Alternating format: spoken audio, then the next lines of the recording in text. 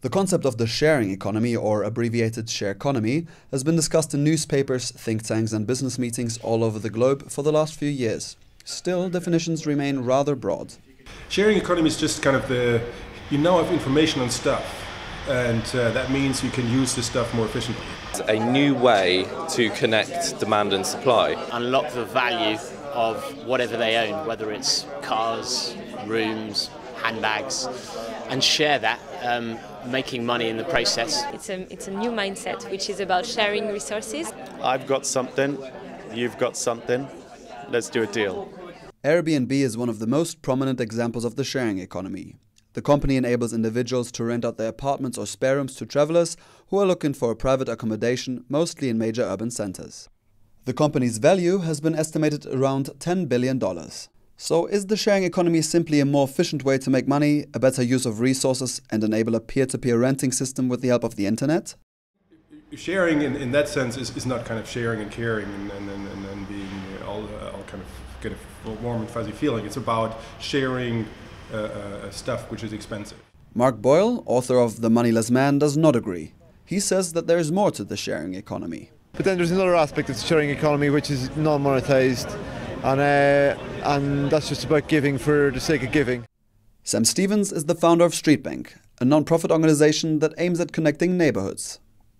Streetbank's a website that lets you see what your neighbours will share with you. So it's things like electric drills and ladders and lawnmowers for lending. It's also things like old TVs or sofas that they want to get rid of, and it's skills as well. It's the idea that we've got loads of stuff that we just don't use or need very often that we can share with our neighbours. Critics say that the monetized part of the sharing economy could eventually lead to a greedier rather than a kinder society, since we are now able to rent out pretty much everything and can potentially make money in the process. I think that if you have money involved, it changes the nature of the relationship from one that's relational to one that's transactional. Having said that, there are some things like lending my car, I think it's reasonable to ask for a fee for. Whereas if it's a ladder, I don't want £3 or £5. That would be mad. I'd rather have that warm feeling inside. Elena De Nauro is currently doing a PhD on the sharing economy. In her master's dissertation, she compared Airbnb and Couchsurfing. Both enable individuals to host travelers. Couchsurfing is officially not a non-profit organization, but its hosts don't receive any money, whereas Airbnb is full for profit. I was really fascinated by the sharing economy, but I had a niggling question in my mind, which is the title of my thesis, which is essentially, is sharing still caring if money's involved?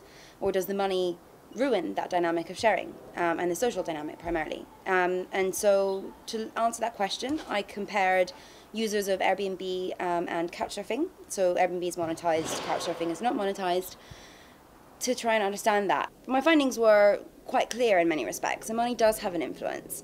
It does have an influence in that the primary motivation for people of Airbnb who use Airbnb is the monetary aspect, especially as hosts, because obviously it provides them a supplementary income, which is fantastic. But it does mean that they're less interested in the social dynamic of what's happening. In terms of Couchsurfing, however, it's the exact opposite. People are really doing it for the social benefits, for that local, authentic culture, for meeting people around the world. And that has knock-on effects on the social capital, because in Couchsurfing, people really, they're a community, and the users of that platform really feel that. And so they meet a bunch of people that can stay in their lives for a very long time. You know, people getting married through meeting each other on Couchsurfing. Elena says that this, however, does not mean that the profit branch of the sharing economy isn't useful and important. Well, I think, you know, we are in an economic recession, and I think the fact that people can make money out of the sharing economy is important. You know, you have a lot of people who are able to survive, are able to make rent, are able to put food on the table for their kids, thanks to being able to harness the assets they already have. And that's really important. It's about not taking it too far. It's about, as long as it's about helping people and about using resources more efficiently, then that's great. When the end goal of it is about making money, then you're tarnishing it. Summing up, this means that the sharing economy is divided up in two branches: profit and non-profit. Their main objectives differ accordingly, but both aim at a more sustainable use of assets and resources and the connection of individuals. This, however, is still too simplistic because it excludes organizations such as Hostwriter, whose main goal is neither to make money nor to create a more social world. Our goal is good journalism. We want to tell better stories. The founders see Hostwriter as part of the sharing economy. The journalism platform is about sharing contacts and knowledge. The claim of Hostwriter is collaborate with journalists worldwide. So the idea is, I'm a freelance journalist, I'm based in Berlin. You're a freelance journalist, you're based in London. And maybe we both share one topic that we are really interested in, and you have some information and I have some information. But unfortunately, we don't know it. Well, we know each other now, but theoretically, we wouldn't know each other. But then with Hostwriter, I could check, okay, who is interested in, let's say, technology in Africa? And then maybe I find you, and I also find a colleague in Kenya, and one in Morocco, and I don't know where else, States.